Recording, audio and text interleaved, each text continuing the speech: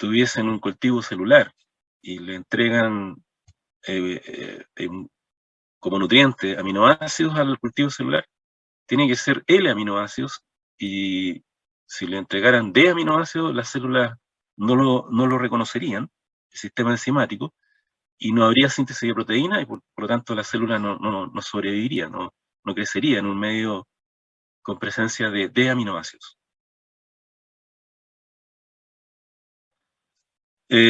Aquí es solo para destacar el otro nombre, que este carbono alfa, que está unido a 4 grupos diferentes, también se llama carbono asimétrico, carbono quiral. Quiral viene de mano. La quiralidad tiene que ver como, igual como la mano izquierda tiene una imagen especular que es la mano derecha, esas imágenes especulares no son superponibles. O sea, uno no podría ponerse un guante de la mano derecha en una mano izquierda, o los zapatos, hay un zapato derecho y un zapato izquierdo. No se pueden cambiar, ¿ya? Es similar a lo que ocurre en los seres vivos, tampoco reconocen un solo tipo de aminoácido. Entonces, los aminoácidos que van a ser utilizados para la síntesis de proteínas son los L-alfa aminoácidos, ¿no?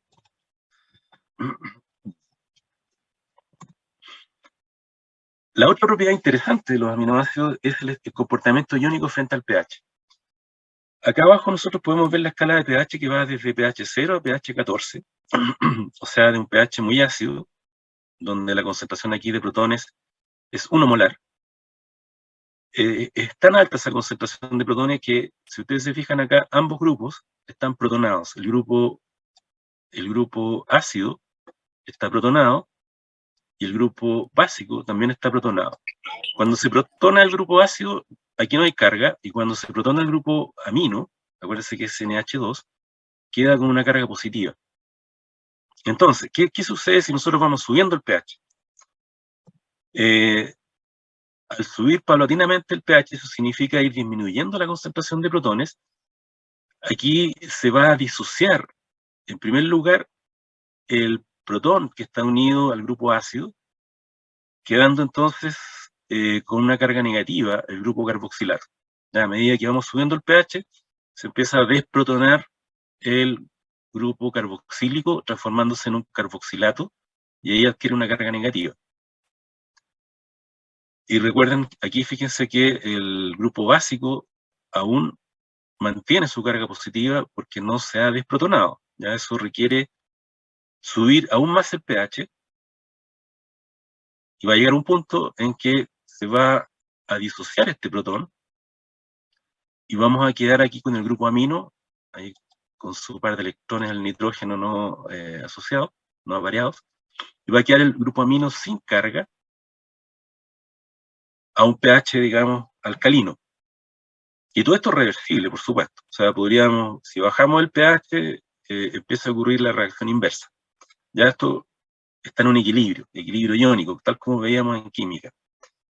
Los ácidos y bases van disociando protones o aceptando protones dependiendo del pH del medio, o sea, dependiendo de la concentración de protones del medio. Ahí hay que aplicar el principio de Le Chatelier. Lo destacable acá es que vamos a tomar los extremos. Aquí, a pH 0, está completamente protonada la alanina, y la carga neta es 0, perdón, es positiva. ¿Profe? ¿Sí? Disculpe, es que alguien pregunta, entonces, ¿para que un aminoácido cambie su estado iónico depende del pH del medio?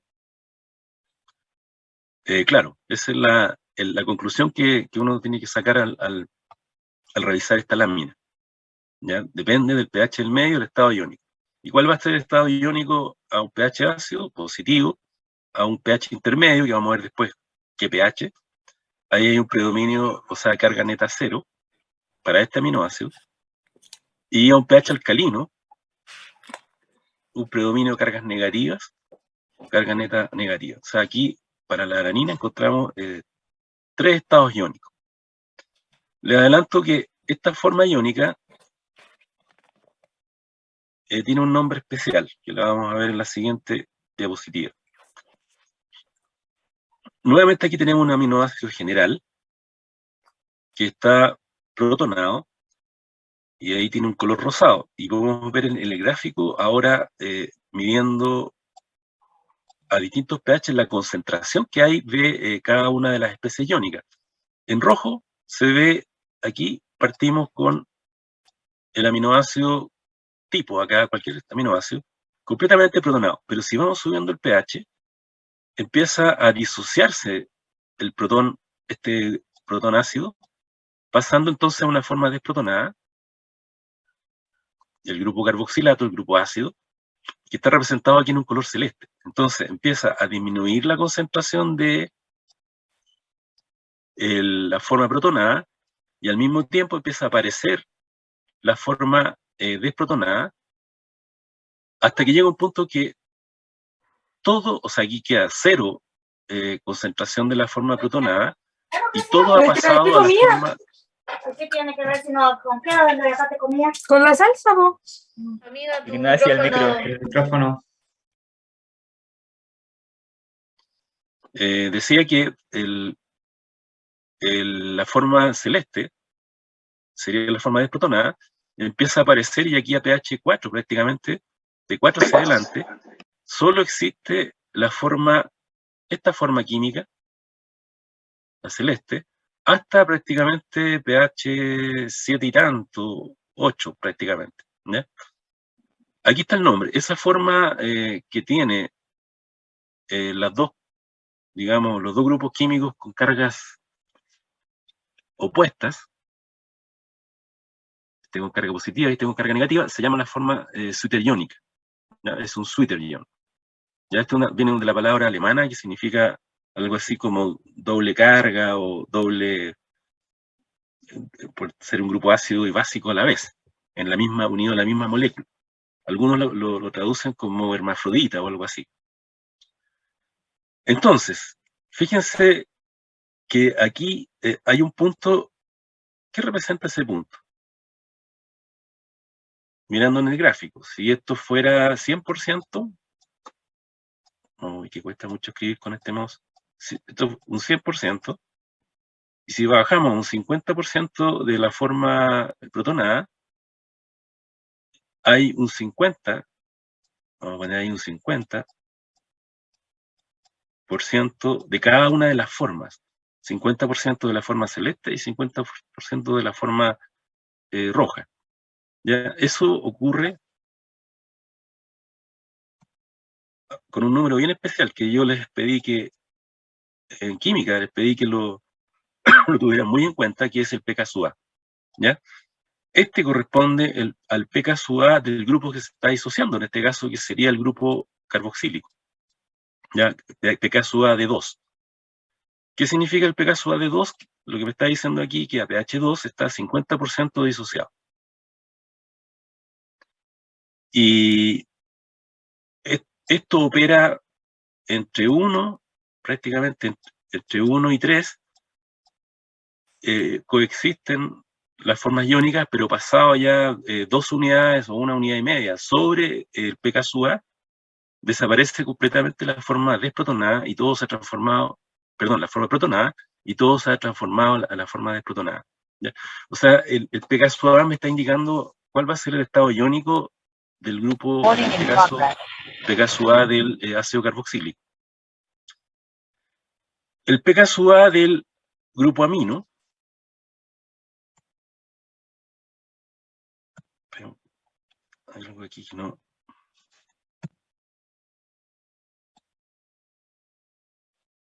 ¿Sabes lo que pasa? Que aprieto el next y no me responde. Parece que hay un desfase muy grande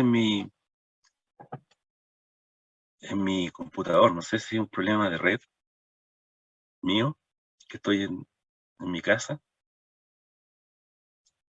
Me voy a poner esto en modo avión. A ver, ¿ven? ¿El profesor cambió de lámina o no? Es lo que intento hacer. ¿Ustedes ven? ¿Qué ven? Vemos el gráfico de concentración y acidez.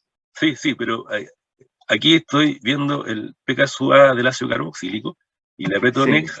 Ahora lo que quiero ver es el pKa del grupo amino, que es alrededor de 9 para este aminoácido tipo.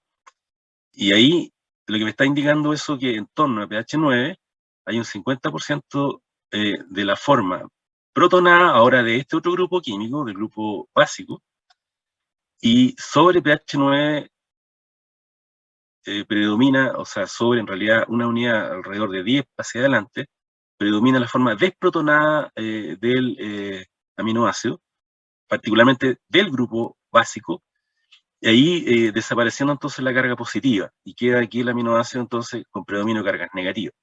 ¿Ya? Esa es la forma como se comportan todos los aminoácidos, más o menos, y en general todas las biomoléculas solubles con comportamiento ácido-base dentro de un medio biológico, o sea, atendiendo al pKa. ¿Ya? Entonces, el pKa de todos los grupos carboxílicos es aproximadamente 2, en torno a 2, son grupos ácidos. Y el pKa de todos los grupos aminos es en torno a 8, 9, en este rango. La sangre tiene un pH de 7,4, por lo tanto, en la sangre los aminoácidos circulan libremente para distribuirlo en todas las células. Después que ocurre la digestión de proteínas, se absorben los aminoácidos a nivel intestinal, a nivel de pasando al torrente sanguíneo, el sistema porta, van al hígado, y en el hígado después, a partir de ahí, se distribuyen en el resto de las células, y circulan en forma de Sweeter-ion.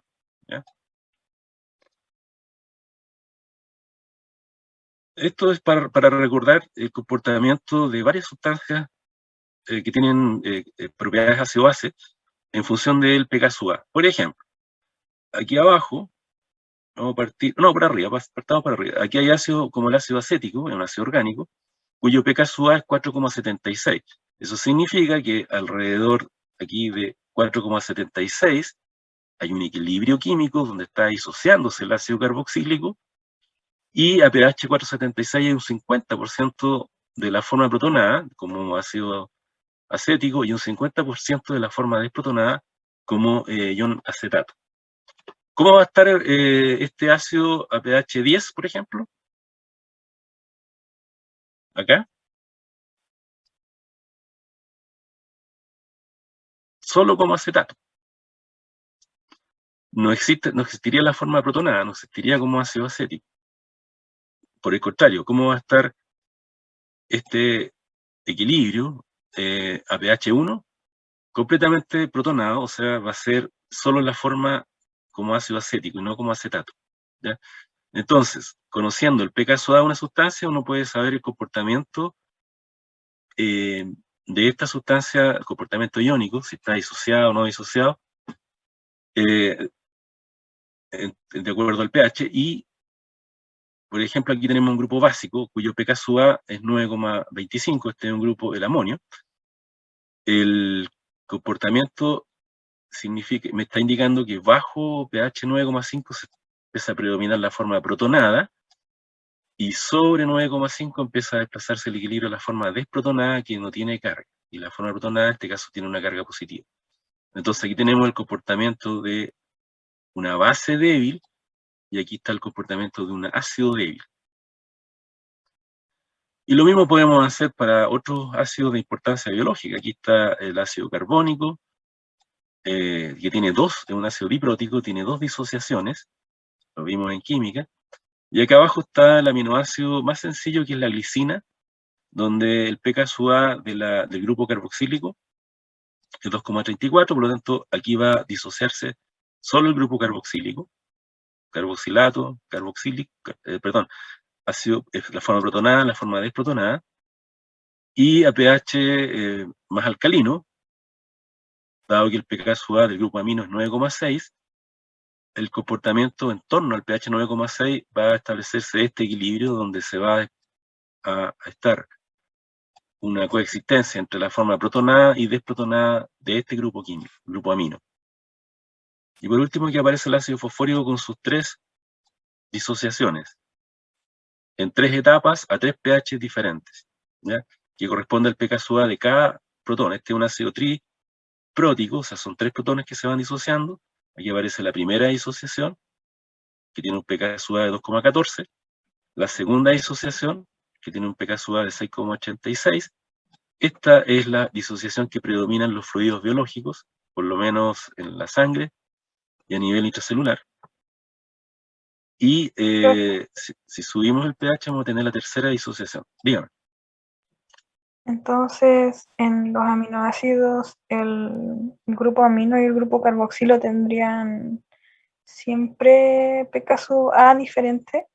Sí, el grupo carboxílico tiene pKa con números, si uno lo asocia al pH, pH 2,3 es un grupo, perdón, es un pH ácido. Entonces, los pKa bajos son grupos ácidos.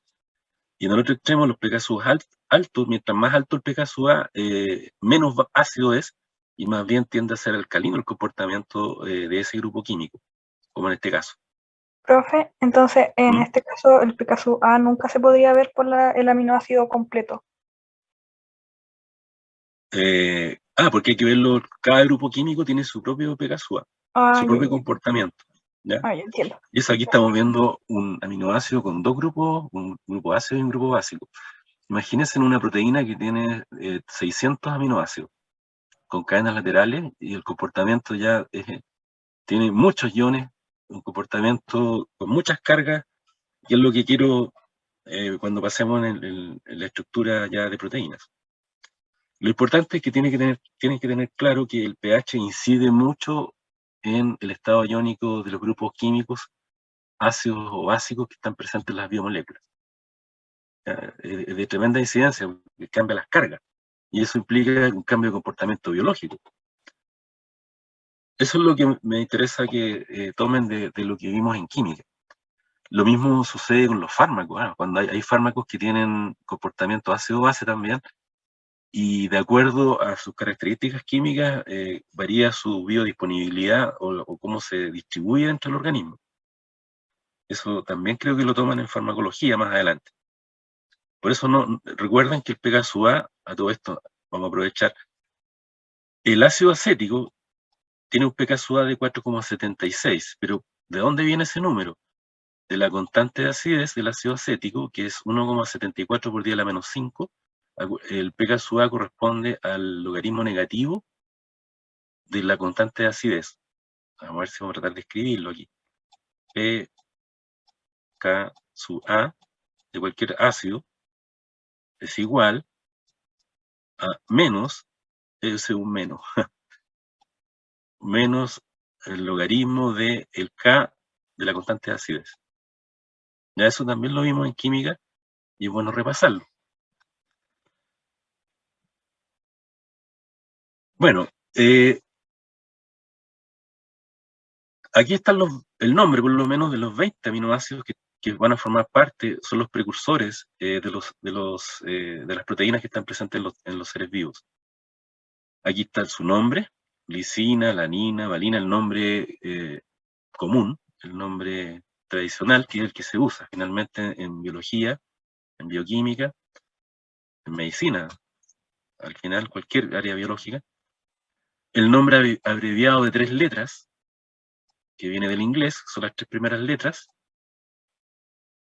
del nombre del compuesto, y el nombre de una letra. En este caso, la glicina, como piensa con G, de una letra sería G. A para la alanina, B para V para la valina, L para leucina y para isoleucina, M metionina. Si nos saltamos, por ejemplo, al glutamato, G no se puede usar, la L tampoco. Entonces se le puso E. ¿ya? Este sería como la nomenclatura de una letra. Aquí aparece la masa molecular. Como ven, el aminoácido más pequeño pesa 75, y el más grandote de todos de los 20 es el triptófano, que pesa 204. Pero ahí está el peso molecular de los 20 aminoácidos. Y aquí está el pKa1, que se refiere al pKa del ácido carboxílico. Se fija que no son todos iguales, pero son en torno a 2, promedio 2. el pKa del grupo amino en torno a 9, ¿ya? Y hay algunos aminoácidos que tienen en la cadena lateral también un grupo con comportamiento ácido-base. La tirosina tiene un grupo en la cadena lateral que es de carácter básico, cuyo pKa es 10,07. La cisteína también podría tener un comportamiento de disociación de un grupo químico en la cadena lateral. Lo mismo ocurre con la lisina, la histidina, la arginina. Estos son aminoácidos de carácter básico. Y el aspartato y el glutamato tienen pKa en una cadena lateral, en un carboxílico, un ácido carboxílico presente en la cadena lateral, cuyo pKa para el aspartato es 3,65 y para el glutamato es 4,25. Fíjense que después les voy a mostrar la estructura. El pKa de este grupo carboxílico es diferente al del alfa carboxilo. Igual son de carácter ácido. Cada aminoácido tiene un punto isoeléctrico, es un pH en el cual el aminoácido adquiere carga neta 0. ¿Ya? Por ejemplo, la lisina, el pH 5,97, tiene carga neta 0. Bueno, la lisina en realidad es un rango, pero aquí se calcula justo el promedio. Y así cada aminoácido tiene un valor de punto isoeléctrico diferente.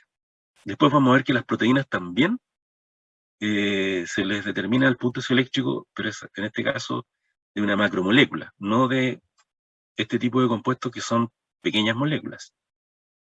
Aquí está dado su masa molecular. Aquí Una están los 20 consulta. aminoácidos. Sí, dígame. ¿A qué correspondía el punto isoeléctrico? El pH en el cual el aminoácido tiene carga neta 0. Acá Gracias. están los... Ya, aquí están los 20 aminoácidos. Fíjese que todos los aminoácidos tienen esta estructura similar. El grupo carboxílico, el grupo amino, el grupo H, un hidrógeno. Y aquí, en este caso, la cadena lateral, que es otro H. Este aminoácido, la lisina, es el único que no tiene quiralidad, porque aquí hay dos grupos iguales. Para tener un carbono quiral, tienen que ser 4 grupos diferentes, como sí lo tiene la alanina. Este carbono central tiene 4 grupos diferentes. ¿Ya? Estas cadenas laterales, o el grupo R, como lo pusimos en el aminoácido en general, varía de aminoácido en aminoácido. Pero así con la vida, pues mini, más encima este ser no me deja, te juro que no me deja tranquila. En el micro. El micrófono. El micrófono. De estos 20 aminoácidos se clasifican de acuerdo a la naturaleza de su cadena lateral. Por ejemplo, aquí el grupo, todos estos grupos químicos, el grupo metilo, isopropilo, etc. Esto es carbono-hidrógeno, todos tienen la cadena lateral carbono-hidrocarbonada, salvo este, que tiene un azufre acá. El carácter de esa estructura es más bien no polar. Por lo tanto, a veces le llaman aminoácidos alifáticos también, porque son grupos químicos hidrocarbonados. A diferencia de estos otros grupos químicos, aquí tienen un grupo aromático, la fenilalanina, la tirosina y el triptofano. Estos son los únicos 3 aminoácidos que tienen cadenas aromáticas. Y así podemos distinguir diferencias. Hay grupos cargados positivamente dependiendo del pH, son grupos básicos, la lisina, que tiene un grupo amino adicional. Aquí está el carbono, dijimos que se llama carbono alfa. Este sería el carbono beta, gamma, delta, epsilon. Este sería el carbono epsilon. ¿Qué cuesta escribir? Entonces, ese es un grupo de carácter básico, por lo tanto, estos serían aminoácidos básicos que estarían cargados positivamente al medio biológico. Lo mismo ocurre con la arginina, que tiene este grupo químico característico que se llama grupo guanidinio, o guanidino, donde aquí tenemos una amina secundaria,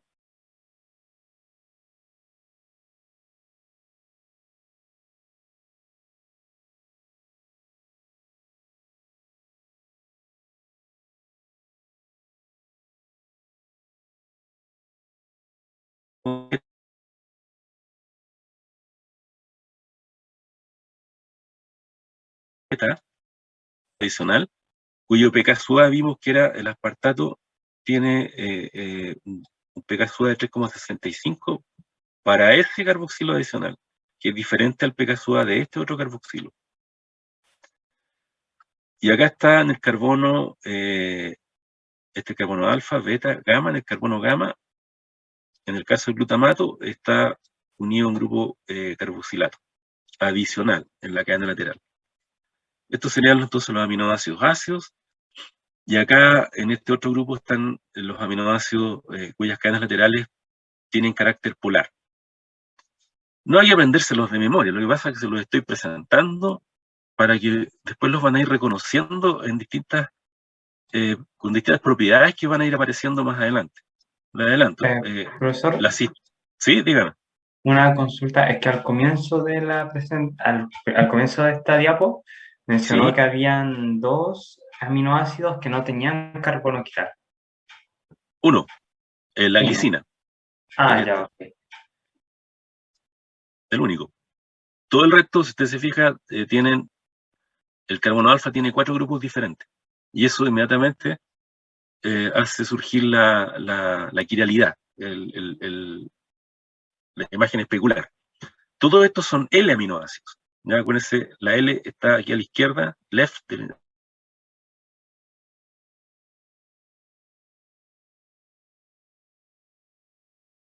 en inglés. Eso en cuanto a los aminoácidos. Aquí resumimos los aminoácidos, el comportamiento individual. Pero ¿qué son las proteínas? ¿Qué es lo que interesa en esta clase? Las proteínas son polímeros que se construyen a partir de los aminoácidos. Aquí en este esquema simplificado aparecen los aminoácidos libres, como pelotitas, pero ya vieron que son estructuras químicas conocidas ya. Cuando estos se unen, forman un polímero, se unen a través de un enlace cuyo nombre es enlace peptídico, y forman, por lo tanto, un polipéptido. ¿Ya? Cuando un polipéptido... Esperen un poco. Cuando los aminoácidos están formando parte de un polipéptido, se denominan residuos de aminoácidos. ¿Ya? Por ejemplo, un polipéptido... ¿Sí? Disculpe, ¿avanzó la diapositiva? Sí. Se ve la anterior, no se ve que haya avanzado. ¿Cuál se ve? ¿Qué es lo que ven ahora? ¿Qué es lo que se ve ahora? Estamos los grupos de los aminoácidos. Los 20 aminoácidos con Eso. rayones. Oh, yo estoy viendo la siguiente. Oh, no. Parece que hay un delay. No sé si yo voy a apagar mi cámara será un problema de mi conexión. Vamos a ver si mejoramos esto. Esperen un poquito. Voy a tener video. A ver, vamos a dejar de... Ahora, ¿todavía siguen viendo ¿Qué es lo que ven ahora? Los aminoácidos. Seguimos viendo lo mismo. A ver, vamos a dejar de compartir. Es raro, sí, porque se escucha súper clarito. Sí, La imagen también se veía súper clarita. ¿Qué ven ahora? Lo mismo. Los aminoácidos. ¿Y ahora? Lo mismo. Sí, no ha cambiado. Cambió nada. A ver, vamos a pausar la grabación. Recording y voy stopped. a entrar de nuevo mejor al... Esperen un poquito. A ver, ¿Se va a salir y va a volver a entrar? no, voy a dejar de compartir.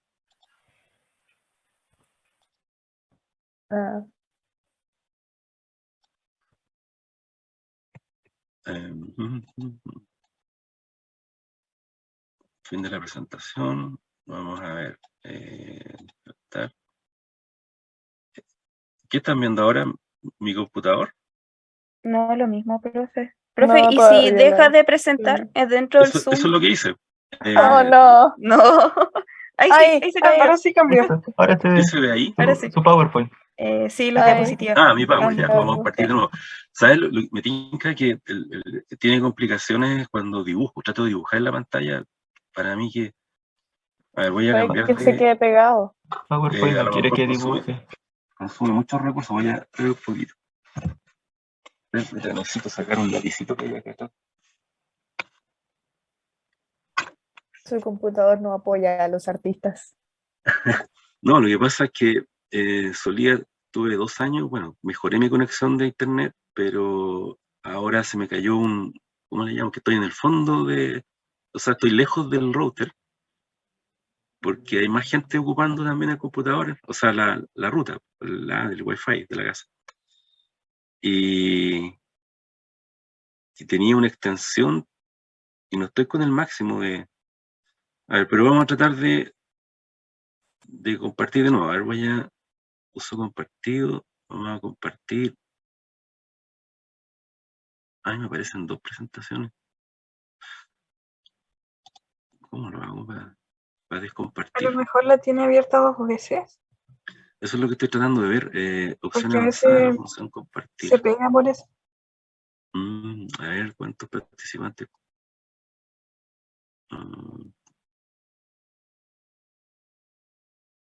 No, esto no es lo que quiero.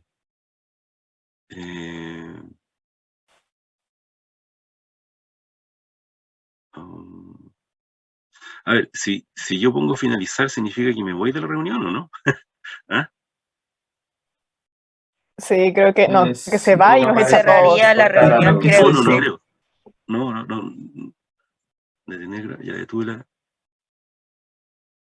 Oh, no. A ver, pero un poquito.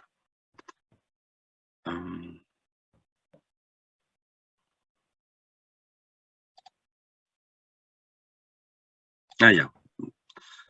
Pausar. Aquí está, pausar el... Ya, dejé de compartir pantalla. Y ahora voy a reanudar el compartir. ¿Y qué es lo que ven? Las diapositivas. Las Ya ven las diapositivas. El diapositivas. computador, sí. Sí. Ya, pero las ven. Ya, vamos a partir ahí. ¿Qué ven ahí? Los aminoácidos. La aminoácidos. Ya. Se demora en cambiar de diapo. Es demasiado...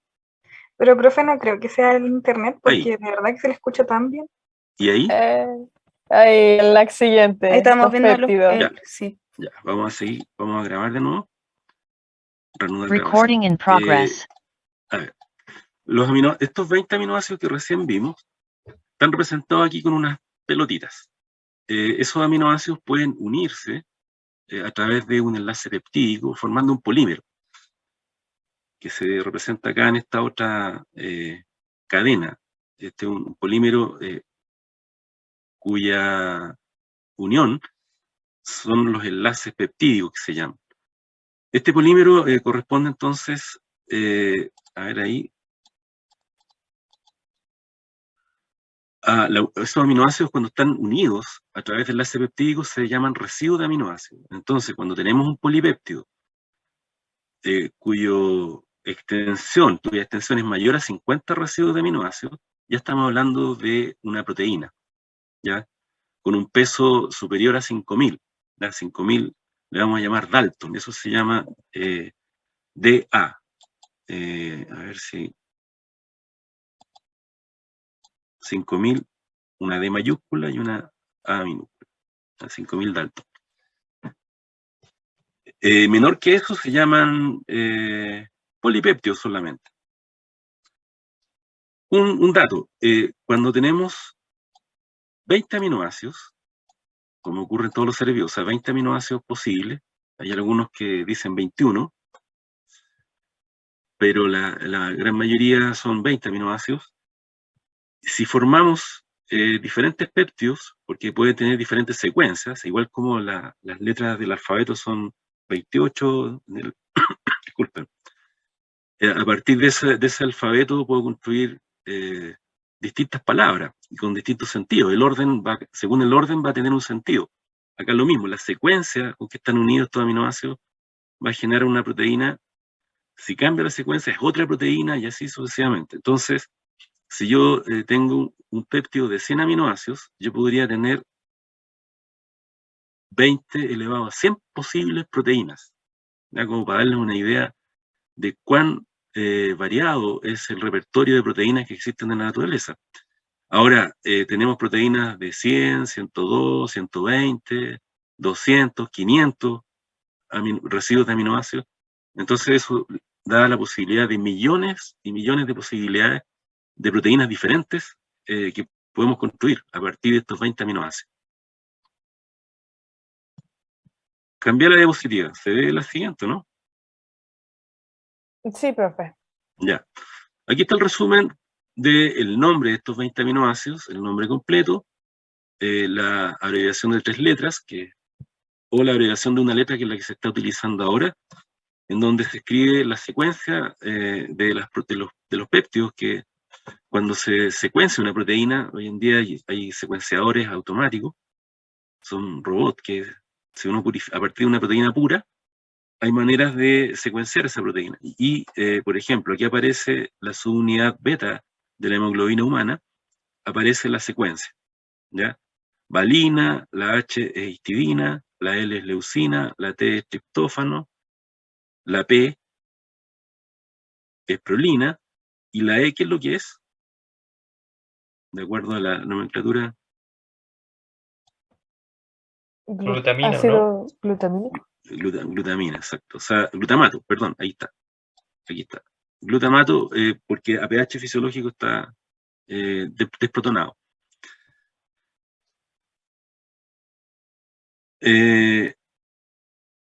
Recuerden, esto es el dogma central de la biología molecular, que hay que tenerlo, siempre uno lo trae a colación, para tratar de este tema. Las proteínas se sintetizan dentro de la célula a partir de una secuencia de información que está contenida en una secuencia de nucleótidos, en lo que se conoce como los genes. ¿Ya? Si buscamos ahí, tenemos una secuencia de 3 genes diferentes. En este caso hay un segmento que es una secuencia de DNA.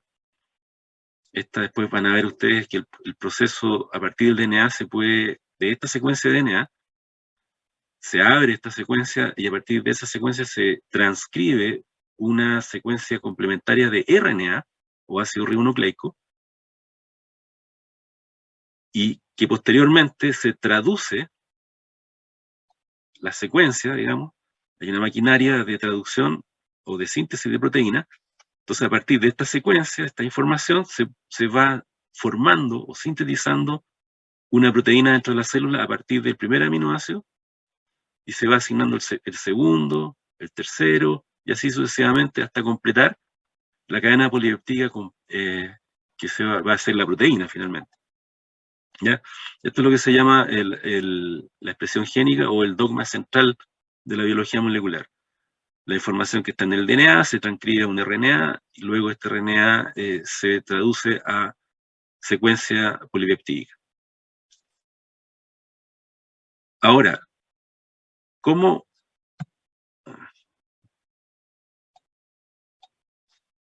No quiere avanzar, ahora se me quedó pegado.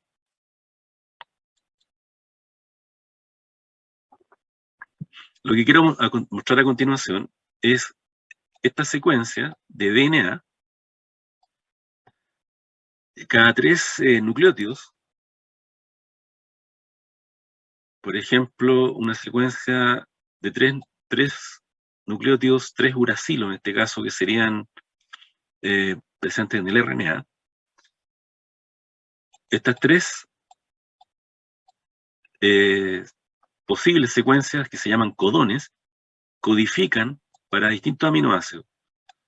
Fenilalanina, y estas 2 codifican, se traducen a leucina, y así sucesivamente. Hay 64 codones, de los cuales hay algunos que no codifican, que simplemente son señales de término o de inicio de la síntesis de una proteína, y es lo que se conoce esto como el código genético, y lo van a ver más adelante, pero lo que quiero decir es que la secuencia de DNA finalmente se traduce a una secuencia de proteínas.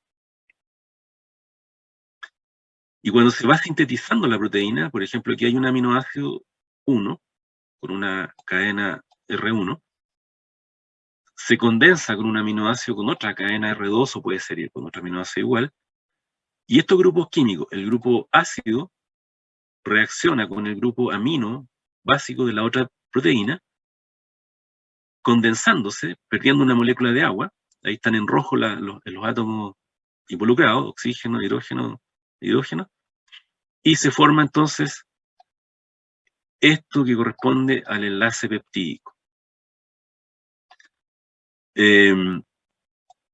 Esto es entonces una condensación, y ocurre dentro de la célula. Esperen un poquito, ocurre dentro de la célula, y el proceso inverso, estoy tratando de avanzar,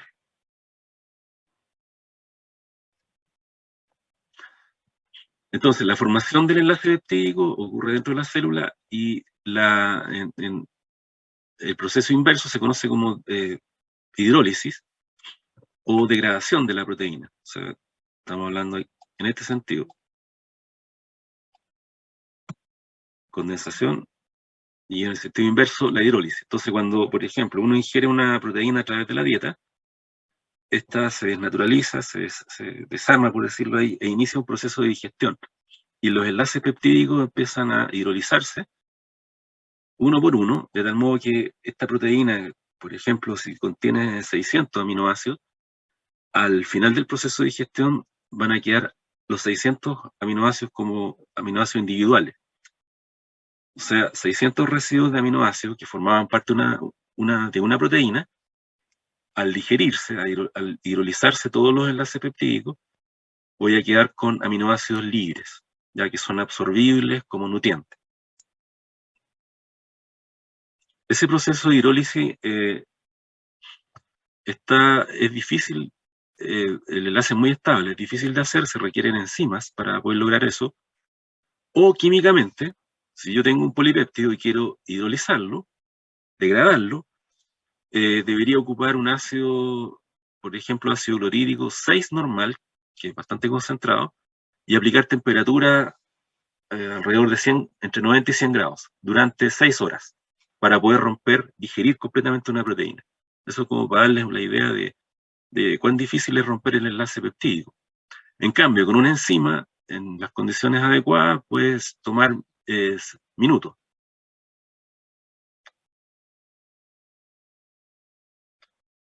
Bien, visto esto de las proteínas, aquí muestro 3 láminas. Aquí hay una luciérnaga, aquí hay unos glóbulos rojos, y aquí hay un rinoceronte donde se destaca el cuerno del rinoceronte. En estos 3 casos son ejemplos de 3 tipos de proteínas que están mostrando su función. En el primer caso, aquí la fluorescencia es generada por una enzima, o es catalizado por una enzima que se llama luciferasa, que permite, a partir de catalizar una reacción de formación de un compuesto fluorescente, en el caso de la luciérnaga y otros animales fluorescentes. Entonces las proteínas pueden servir como catalizadores, y en el caso del glóbulo rojo, está constituido al interior del glóbulo rojo de una proteína que es la hemoglobina, que permite transportar oxígeno, y también CO2. Y también existen proteínas de tipo estructural, como la queratina, que aquí claramente todo el mundo entiende que el cuerno del rinoceronte es bastante resistente, bueno, los cuernos en general de los animales. Lo mismo ocurre con las pezuñas, el caso de los animales, y las uñas, en el caso, las garras también, están hechas de queratina. Y hay una gran variedad de proteínas presentes entonces en la naturaleza. Todo esto, como digo, a partir de esos 20 aminoácidos. El músculo está constituido de estructuras proteicas, ahí a distintas escalas. Ahí anatómicamente se distingue un músculo, pero si uno mira a nivel microscópico y submicroscópico, uno va a encontrar que la unidad estructural, aquí está el sarcómero, que es la unidad contráctil, está constituida por 2 grupos de proteínas básicamente, que sería la actina, que en realidad en amarillo se ve ahí un polímero de actinas, o sea, una estructura supermolecular, son varias subunidades en amarillo, cada una de estas pelotitas es una actina, pero que están distribuidas de esta manera, y en rojo están varias subunidades de otra proteína que se conoce como miosina. Ya aquí está el estado relajado y el estado contraído. Esa es la unidad básica de la estructura contráctil del músculo. La queratina también, en este caso, que constituye el pelo, la lana, las uñas, las garras, los cuernos, las pezuñas, las plumas, están constituidos de queratina. Aquí se toma un pelo, por ejemplo, que se forma a partir de células muertas, células que en algún momento sintetizaron la queratina, cuya estructura final es una secuencia de proteína que está distribuida en forma de hélice. Entonces, nosotros resumimos todas las funciones que tienen las proteínas. Hay funciones estructurales, como son las proteínas como el colágeno, la elastina, tubulina, que participan en la formación de tendones en el organismo, ligamentos, la formación de citoesqueletos a nivel celular, como la tubulina, formación de los cartílagos, etc.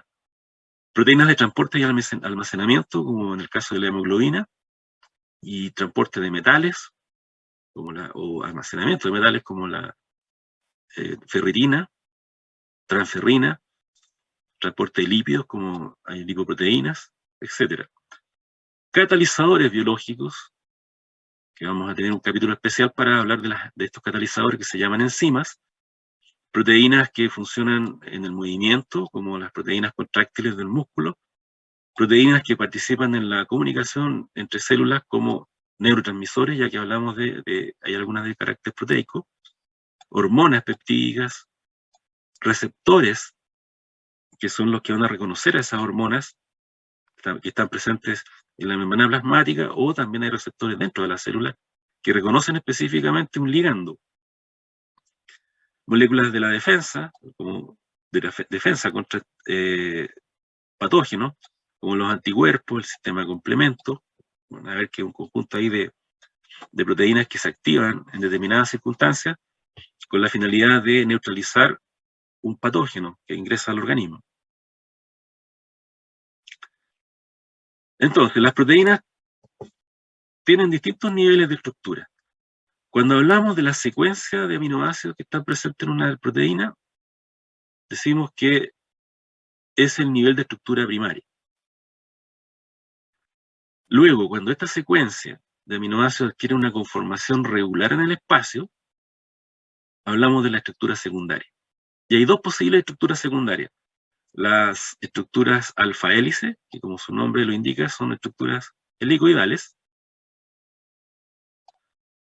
o estructura en lámina beta, que son estructuras que tienen este tipo de vuelta. O sea, si va la cadena polipeptídica en un sentido, luego regresa en este otro sentido, son estructuras paralelas que interactúan a través de, vamos a ver después, que son a través de puentes de hidrógeno. Lo mismo ocurre en el caso de la alfa-hélice.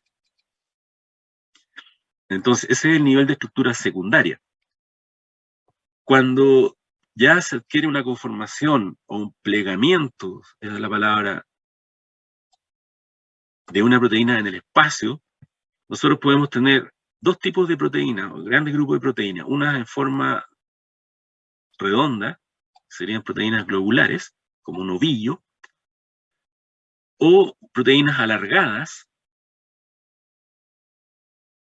como el colágeno, que serían de carácter fibrilar. La mayoría de las proteínas solubles son de forma globular, ¿ya? En donde los aminoácidos afines al agua están mirando hacia el exterior, en contacto con el medio, con el solvente, con el agua, y las proteínas, los aminoácidos afines al agua, en contacto con el agua, serían aminoácidos polares o hidrofílicos, y los aminoácidos que repelen el agua, aminoácidos apolares hidrofóbicos están más hacia el centro de la proteína. En el caso de las proteínas fibrilares son resistentes, funcionan en estructuras que dan resistencia al organismo, como vimos en el caso del colágeno, que participa en la formación de los huesos, de tendones también, de cartílagos. Son proteínas poco solubles, bastante resistentes a la acción mecánica también. Cuando dos proteínas o más con formación terciaria interactúan, aquí hay dos proteínas, se producen dos subunidades unidas o más, encontramos el nivel de estructura cuaternaria, ¿ya? Y todas estas interacciones entre estas subunidades son interacciones de tipo no covalente, en su mayoría de los casos. Aquí hay un ejemplo donde tenemos una secuencia, el nivel de estructura primaria, luego una alfa hélice, que sería ya un tipo de estructura secundaria, un plegamiento en el espacio en forma globular, que sería el nivel de estructura terciaria, y en este caso varias subunidades, en este caso 4, donde hay dos subunidades alfa y dos subunidades beta. Esto es un tetrámero, conforman entonces lo que se llama una estructura de tipo cuaternario, ¿ya? En el caso de la hemoglobina tiene este tipo de estructura con en forma de tetrámero. Y ya que hablamos de la hemoglobina, aquí está la hemoglobina humana, donde está la secuencia, la subunidad beta. Recuerden que les dije que está constituida de 4 subunidades, 2 subunidades alfa y 2 subunidades beta, que tienen pequeñas diferencias en su secuencia primaria. Y aquí podemos ver la subunidad beta, y fíjense en el aminoácido, en el sexto, 1, 2, 3, 4, 5, el sexto residuo de aminoácido, que corresponde a un glutamato en la hemoglobina normal, y una mutación hace que se cambie un aminoácido por otro, en este caso glutamato por valina. Aquí está el glutamato, que tiene una carga negativa,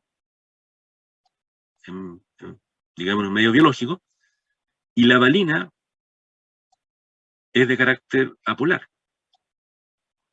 Ese solo cambio provoca una patología que se conoce como anemia falciforme.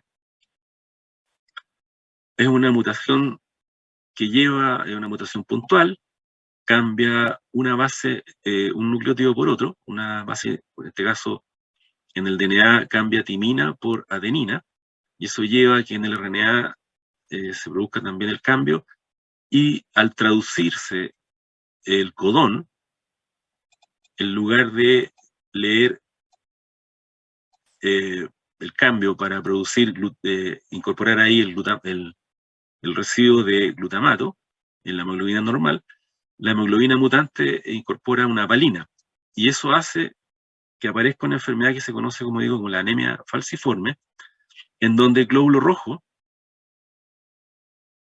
cambia. Acuérdense que ahí está imagínense el glóbulo rojo, ahí está lleno de hemoglobina, hay alrededor, en la sangre, alrededor de 140 gramos por litro de hemoglobina, y en el caso de la hemoglobina mutada, esto provoca que se deforme el glóbulo rojo en forma de hoz. Ya, en lugar de ser bicóncavo, como está acá, esto se refiere bicóncavo por los dos lados, hay una concavidad. Acuérdense que el glóbulo rojo no tiene núcleo, y esa forma le permite incluso adaptarse en los pequeños vasos, en los capilares, adaptarse para poder moverse y llevar el oxígeno a todos los tejidos. Sin embargo, al tener esta hemoglobina alterada, se produce una interacción no deseada entre varias subunidades de hemoglobina, se agrega, o sea, se juntan varias hemoglobinas, y provocando una deformación del glóbulo rojo, aquí se alcanza a ver, lo cual lleva, en el caso del portador de la enfermedad, la formación de trombos, se obstruyen los vasos, incluso puede llevar a la muerte. ¿Ya?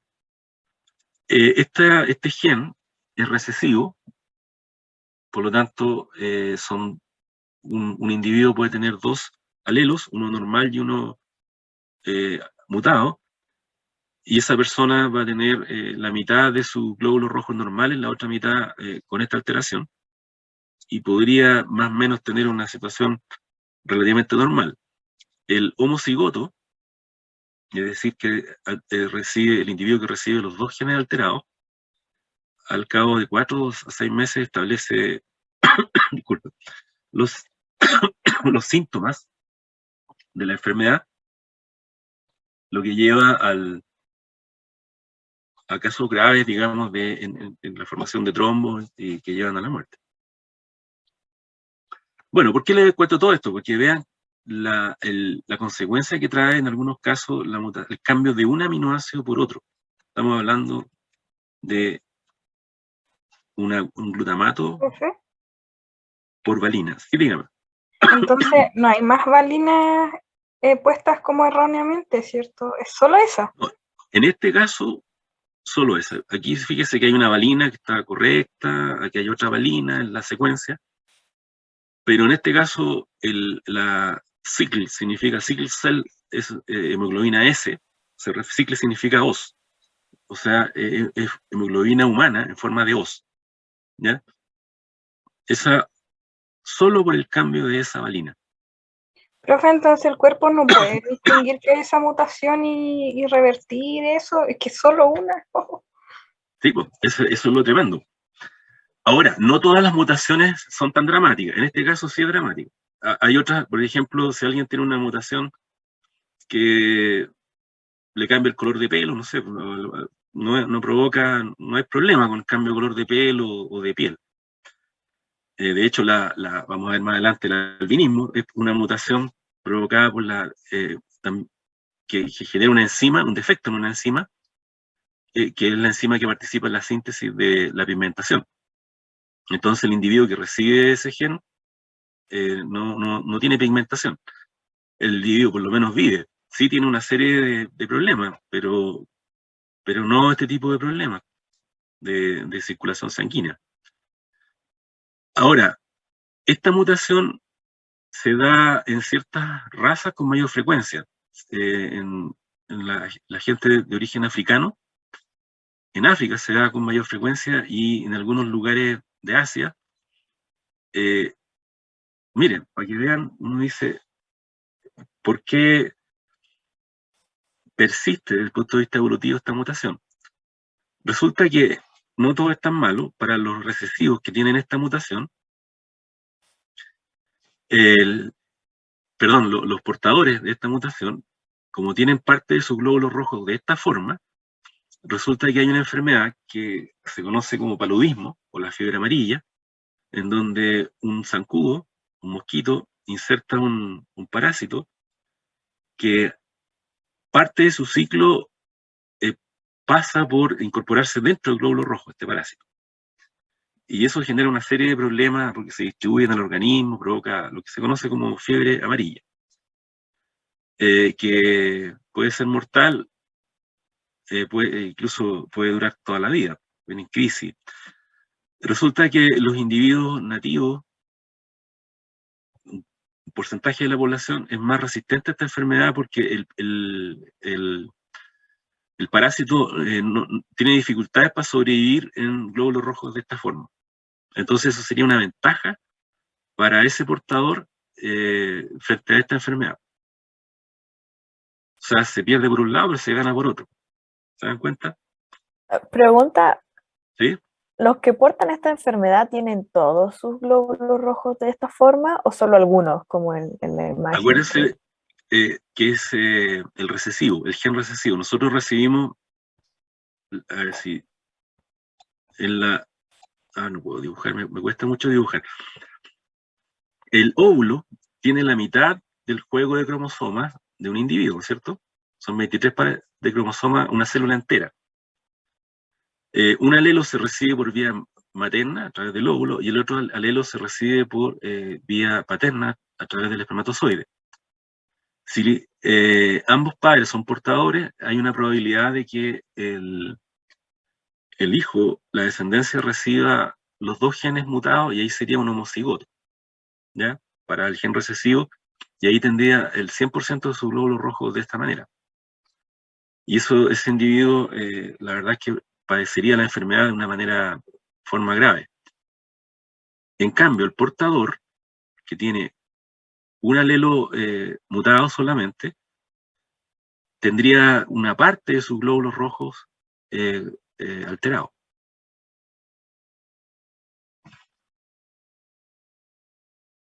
Si ustedes quieren profe. investigar más sobre, yo lo puse como ejemplo, pero existen muchas enfermedades, muchas mutaciones que se han descrito en los últimos años. Se conoce cuál es la mutación, ¿ya? A todo esto, disculpen. ¿Qué les parece si hacemos un alto? Bueno, ¿Como un recreo? ¿Sí? no me quejo. Ok, Sí, no me por quejo. favor. I'm fine. Ya, entonces vamos. Para que la gente vaya al baño. Sí, por supuesto. Espera un poco, déjame detener la grabación. Recording Lo vamos a stopped. dejar aquí y no quiero ni. Ah, no. Voy a ver qué pasa con.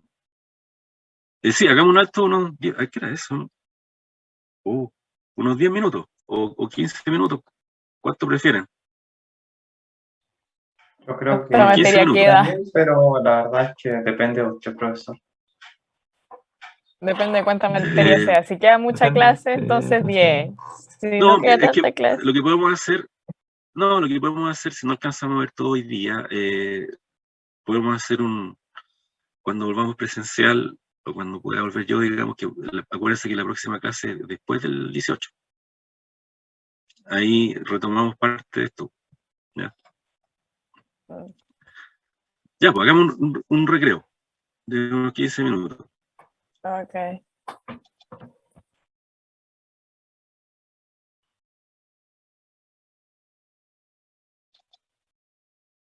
Nos vemos.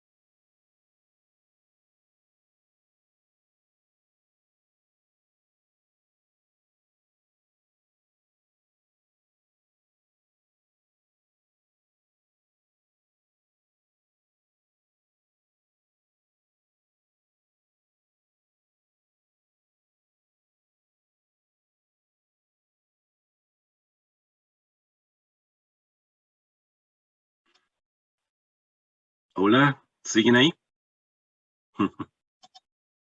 Sí, profesor.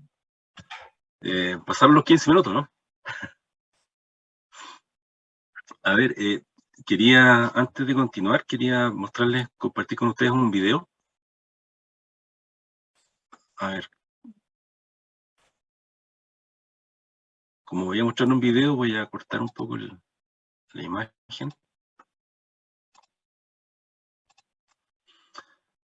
Este video está disponible en una página que después les voy a explicar de qué se trata. Es un recurso pedagógico que tiene esta página. Es un banco de datos de biomoléculas, de estructuras tridimensionales de biomoléculas, y tiene varios, como digo, recursos pedagógicos. Y aquí aparece un video sobre lo que es una proteína. Está traducido al español. Voy a buscar la versión en español. ¿Se ve la página o no? ¿Se ve? Sí, profe, se ve la página. Sí, en la página. Ya, vamos a reproducir. ¿Dura cuánto unos minutos? Vamos, pantalla completa.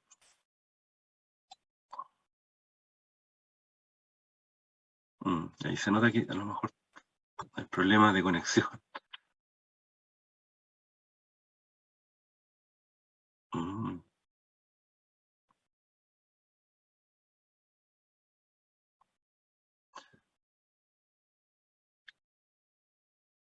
Mm.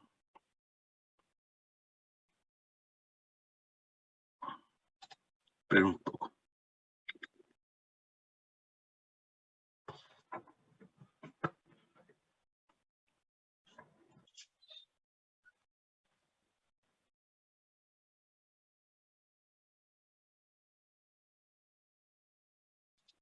Sí, parece que hay problemas de conexión.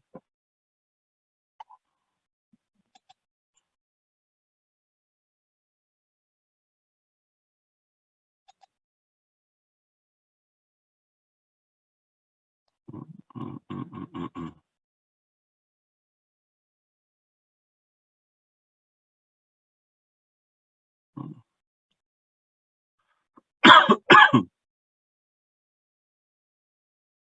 Qué lástima.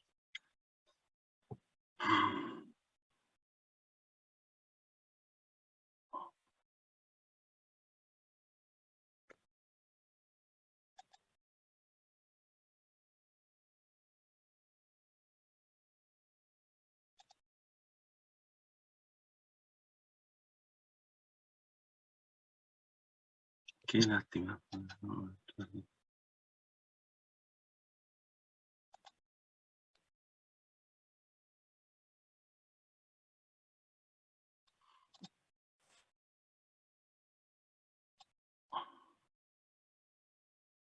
Vamos a intentarlo después. Vamos a continuar mejor viendo el Power. No sé qué sucede con la conexión.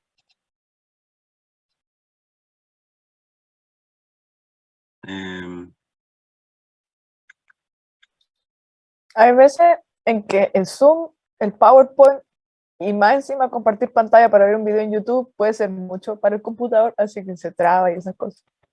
También pasa. Sí, justamente para evitar eso me compré un computador de 16 GB de RAM, Core i7, y generalmente no me fallaba en esta pasada, justamente para hacer las clases en línea.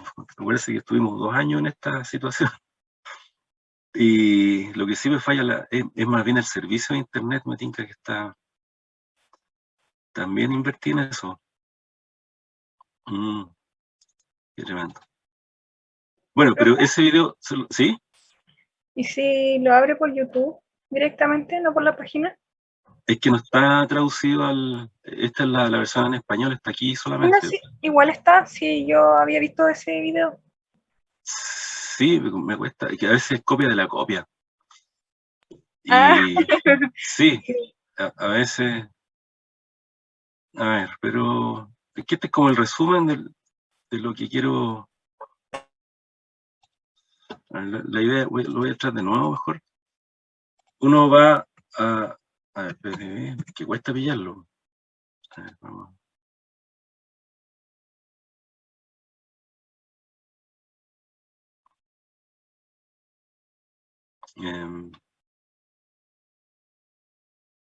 Es recursos, ahí está. Dentro de recursos,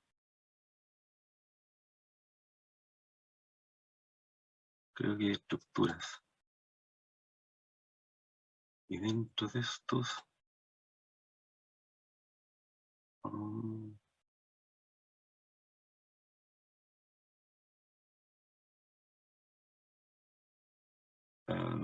se me perdió el video. Biomoléculas, a ver. Aquí está.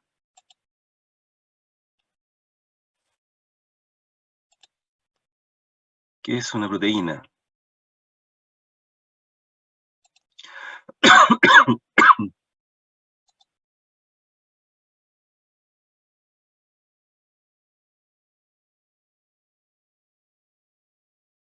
No quiere. Y lo estuve revisando antes. No, vamos a seguir con mejor les voy a compartir el Power para continuar con lo que estábamos viendo.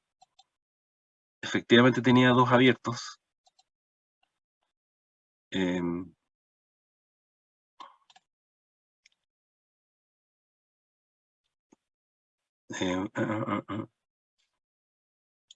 Vamos a grabar. Recording in progress.